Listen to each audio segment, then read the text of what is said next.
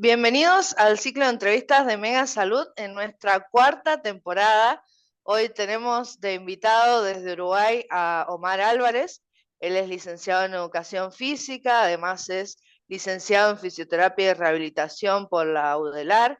Tiene un máster en Actividad Física y Salud y es el director de Uruguay Fisioterapia. Bienvenido, Omar. Bueno, muchas gracias por la invitación, Gaby y Meli. Tuvimos la suerte de tenerlas hace un tiempo acá formando parte de un congreso en Uruguay y bueno, conociéndonos personalmente, así que bueno, ya las felicito de vuelta por empezar de vuelta con este espacio para nada, que les pueda ayudar mucho a muchos profesionales de la salud, fisioterapeutas, kinesiólogos en Argentina, obviamente. Así que bueno, muchas gracias por invitarme de vuelta.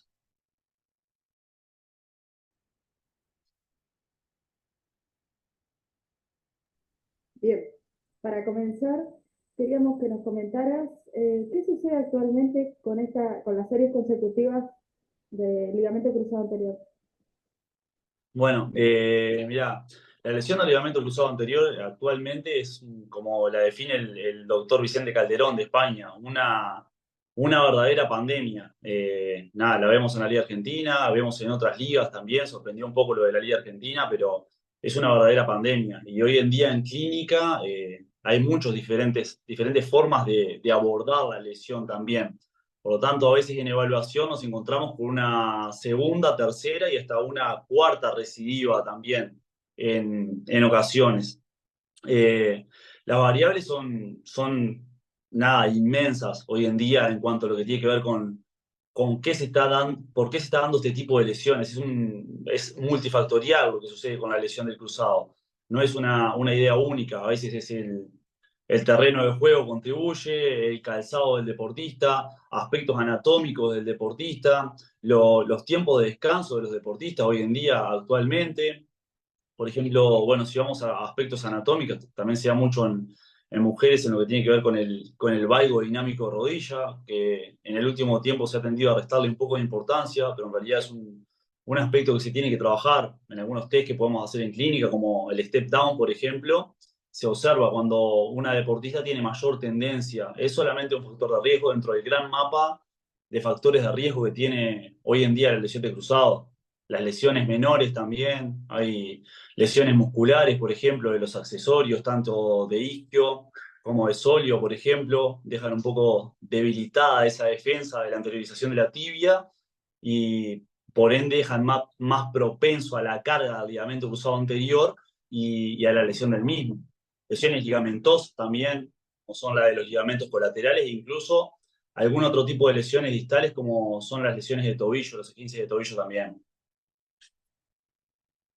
La verdad que es una verdadera pandemia. Fue noticia acá en Argentina, más de 21 lesiones de ligamento cruzado solamente en la Liga Profesional de Fútbol masculina. O sea, es bárbara la cantidad que existe.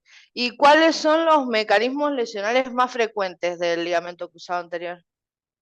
Bueno, en realidad tenés varios y lo que te decía anteriormente de los factores de riesgo muchas veces determina cuál es el mecanismo lesional del deportista. Por ejemplo, en Argentina tuvimos la lesión de Blondel, es una de las últimas que vimos, por ejemplo, donde el deportista no tenía grandes antecedentes previos de lesión de cruzado, pero sí en gestos de cambios de dirección y arranques, para que tengan una idea, ese deportista iba en un cambio de dirección a la mitad de su velocidad máxima cuando realizaba ese gesto. Y una ausencia de fuerza o activación o control motor de los estabilizadores de cadera y una palanca larga normalmente determinan lesiones que son sin contacto o con contacto o en aterrizaje, por ejemplo. Son diferentes los mecanismos lesionales, pueden ser por valgo forzado más rotación, hiperextensión, pero son diferentes y tienen que ver con esto que te decía de los factores de riesgo que no se abordan a tiempo o que no se tienen muy en cuenta.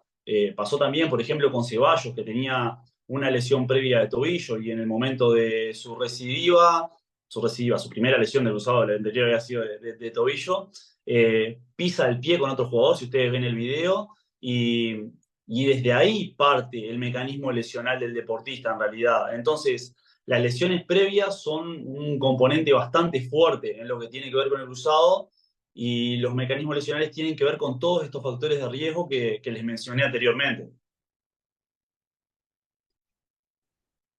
¿Y cómo los deportistas podrían prevenir este tipo de lesión? Bueno, cuando hablamos de prevención en este tipo de lesión, te diría que la palabra prevención no existe. Lo primero que tendríamos que tener en cuenta sería un trabajo para la disminución del riesgo de que esto suceda. El trabajo allí partiría de la evaluación, primero que nada, de evaluaciones objetivas que nos permitan identificar qué factores de riesgo tienen los deportistas para esta lesión en concreto. Ya sabemos, por ejemplo, que la recidiva, por ejemplo, la segunda lesión del ligamento cruzado anterior en el mismo deportista, tiene que ver con gestos de caídas unilaterales, por ejemplo, aterrizajes unilaterales, gestos en los que el deportista va mirando el móvil y cambios de dirección o gestos de corte. Estos tres son mecanismos a entrenar, sí o sí, para evitar una recidiva al ligamento cruzado anterior. Para trabajar sobre los factores de riesgo de la primera lesión, tenemos que trabajar sobre todos aquellos que habíamos nombrado, desde las condiciones del terreno de juego, a veces eso desde lo organizativo, administrativo, más difícil de cambiar, los minutos jugados por el deportista también, y el cansancio y el estrés, no solo físico, sino también mental, al que están, los deportistas hoy sujetos. Entonces, hay muchos elementos. Y después lo que tiene que ver con esto que te decía, las evaluaciones objetivas, la selección también del calzado, hasta el tipo de tapones se ha visto que puede ser un factor de riesgo para el desarrollo y el anclaje a nivel de miembro inferior de lo que tiene que ver con el mecanismo lesional del ligamento cruzado anterior. Entonces, son muchas las cosas que podemos hacer hoy en día. La realidad es que son pocas las que se hacen y son pocas también las que parten desde las evaluaciones objetivas. ¿Cuánta fuerza tiene el deportista para saltar y caer en una pierna? ¿Cómo es la recepción de ese salto? ¿Qué tolerancia a la perturbación tiene? ¿Qué tan fuerte o no está desde el punto de vista de la fuerza y la reactividad en el plano lateral? ¿Cómo está desde el punto de vista de la reacción en cuanto al desplazamiento lateral y al componente de palancas? ¿Cómo está desde el punto de vista propioceptivo? Porque la lesión del ligamento cruzado no es solo mecánica, es una lesión neuromecánica. O sea, contempla aspectos anatómicos, pero también contempla aspectos de pérdida de información, que eso no es menor y lo tenemos que tener en cuenta en la rehabilitación.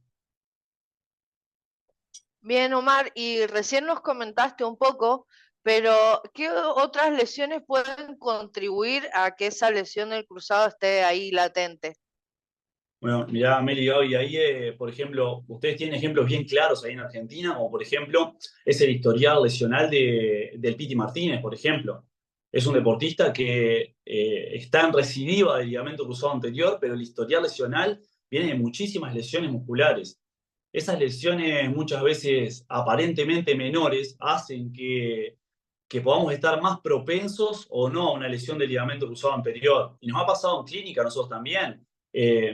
Informar y generar educación de esto de que las lesiones menores tienen mucho que ver con la lesión del ligamento cruzado anterior. Por ejemplo, yo les decía anteriormente, las lesiones de los ligamentos colaterales.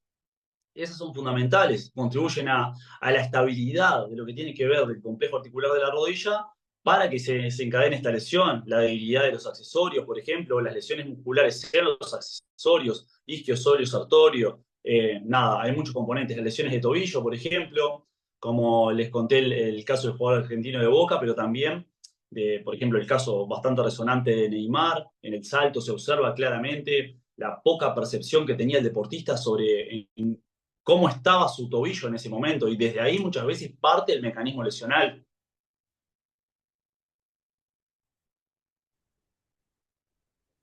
¿Y cuáles serían las bases de la rehabilitación de la lesión? Bueno, hoy en día la rehabilitación de la lesión va a tener que ver sobre la opción que se elija a priori, sobre cuál es la decisión que va a tomar el paciente, si el paciente primero que nada va a ser operatorio o no operatorio. Eso es lo primero que deberíamos saber para elaborar lo que es la propuesta de rehabilitación. En el caso de ser no operatorio, hoy en día el protocolo CROSS está aportando buenos resultados, pero bueno, es una propuesta conservadora que aún está surgiendo en todo esto de lo que es no operar el cruzado, y muchas veces también las recomendaciones parten de personas y bueno, hasta de médicos que muchas veces saltean un poco esa idea de que después hay que entrar a la cancha y que es el propio deportista el que después ingresa a la cancha y sabe que todavía no tiene su ligamento cruzado indemne, digamos, y bueno, eso también juega. Entonces hay que ponerse también en el lugar del deportista para saber si se opera o no, brindarle sí toda la información desde el punto de vista de la ciencia, la información objetiva y no sesgada, no por lo que querramos nosotros, sino por lo que dice la ciencia hoy en día, que tenemos hasta consenso científico sobre si la lesión del ligamento cruzado anterior debería o no ser operatoria. Entonces, bueno, tenemos esas dos opciones, operatorio o no operatorio. La demanda funcional del paciente va a ser clave en esto. O si ustedes me dicen, por ejemplo, bueno, no sé, tenés a doña Pocha que se rompió el ligamento cruzado anterior y quiere solamente ir a hacer los mandados al súper, capaz que la propuesta conservadora va muy bien.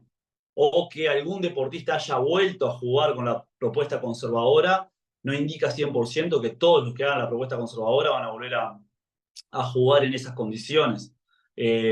Así que bueno, después está la propuesta operatoria, donde bueno, el tratamiento preoperatorio nos da una ventaja muy importante y bueno, y donde acá en Uruguay nos basamos más que nada en un sistema en Uruguay Fisioterapia específicamente, nos basamos en un sistema de variables y no de protocolos.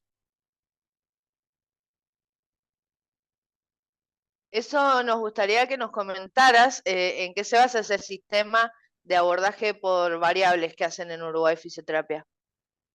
Bien, ahí lo que nosotros fuimos estudiando y bueno, y dándonos cuenta en algún sentido de que los protocolos, como bueno, los protocolos ya conocidos en lo que tiene que ver con la rehabilitación del cruzado, como por ejemplo la guía de Melbourne, una de las más conocidas, parten y establecen una serie de prerequisitos donde muchas veces el avance del paciente se ve limitado. Es decir, si el paciente no tiene esta y esta condición, no puede avanzar hacia una siguiente etapa. Entonces, en Uruguay Fisioterapia lo que hacemos es un abordaje por variables independientes que a su vez están interrelacionadas. Entonces, si el deportista de repente aún no cumplió con esas 5 precondiciones que cumplía que debía cumplir en los protocolos, quizás cumplió con 3, pero podemos seguir avanzando en otro grupo de variables. Entonces, la rehabilitación no se ve tan estancada y la toma de decisiones por parte del paciente también es mucho mejor y va avanzando en otras variables que también forman parte del proceso de rehabilitación barra readaptación en etapas avanzadas. Para finalizar, nos gustaría que nos comentaras qué se espera del retorno del deportista. Bien, ahí en lo que tiene que ver con el retorno del deportista, bueno, primero que nada, a nivel biológico, si es en el caso operatorio, tenemos un tiempo biológico de 9 meses, que normalmente se habla mucho de ese tiempo biológico.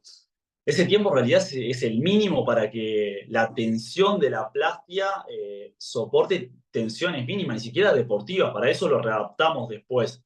Entonces ahí tenemos un tiempo biológico y se ha visto que en intentos de retorno menores a ese tiempo, el riesgo de recidiva es altísimo. Por otro lado, en intentos de retorno donde se retrasa cada mes de rehabilitación, el riesgo de recidiva disminuye en un 5% por cada mes de rehabilitación que se retrasa el retorno.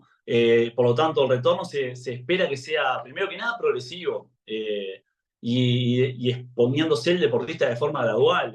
Sea una competencia importante, un partido muy importante, no sea la forma de volver. El deportista empieza a volver de forma gradual y te doy el ejemplo, por ejemplo, un futbolista, donde se le empiezan a habilitar de forma progresiva actividades. Bueno, mirá, estamos en una etapa avanzada, ahora tenés habilitado lo que tiene que ver la integración de rondos, por ejemplo. Bueno, ahora sí ya podés entrar al rondo, por ejemplo. Bueno, ahora podés participar, por ejemplo, en actividades de comodín. Bueno, ahora podés entrar a ese juego reducido. Bueno, ahora podés, en el gesto de golpe, por ejemplo, podés comenzar con golpes de borde interno. Todavía no me golpees de empeine y no me hagas cambios de frente. Vamos a comenzar a exponer gradualmente al complejo articular de la rodilla y a todo lo que trabajamos en torno a eso, también para que el deportista vaya tomando confianza y que la rehabilitación barra readaptación sea eso, una exposición gradual y no un exponer de forma precipitada al deportista y caer nuevamente en disfunción en esa o en otras que forman parte de todo el proceso de cruzado. La verdad que es súper importante, muchas veces el deportista busca volver antes o hay un apriete para que vuelva antes y es muy necesario cumplir con las etapas de la rehabilitación y con entrar progresivamente nuevamente al deporte. Muy claro todo lo que nos has explicado, Omar, la verdad que siempre es un placer charlar con vos. Lo nombraste, estuvimos la posibilidad de vernos presencialmente en un gran congreso que organizaba Uruguay Fisioterapia, así que te agradecemos siempre muchísimo y queremos que nos cuentes las redes de Uruguay Fisioterapia y si está por brindar algún curso. Sí, bueno, no, agradecerles a ustedes por haber podido venir a participar a Uruguay ya hace creo que 2 años más o menos. Y bueno, y ese intercambio siempre favorable. Y todo esto que han creado ustedes también, esto de, bueno, generar videos con diferentes profesionales de la salud, que ya tienen un montón, de todas partes del mundo prácticamente, es muy valioso porque ayuda a movilizar información y con que solo un par de participantes puedan, bueno, ver y manejar la información y también cuestionar la información, porque no siempre lo que uno dice tiene que ser tomado como lo adecuado o lo correcto, cuestionar la información también es bien importante y bueno, ustedes siguen contribuyendo a esta movilización de la información que es súper importante para la fisioterapia acá en Uruguay y para la kinesiología en otras partes, así que bueno, el agradecimiento a ustedes en redes, Uruguay Fisioterapia, Omar Álvarez OK, cualquiera de las dos. Y sí, cursos vamos a estar participando, cursos de tendinopatías, de evaluación de movimiento. Tenemos un curso de ligamento cruzado anterior también. Vamos a estar participando en el Congreso de Medicina del Deporte que se hace anualmente acá en Uruguay. Estamos saliendo también en algún programa de televisión, generando esto mismo, movilización de información y educación que ayude a la gente a tomar las mejores decisiones posibles en lo que tiene que ver con la rehabilitación y prevención antes que nada, que es algo que nos falta trabajar bastante.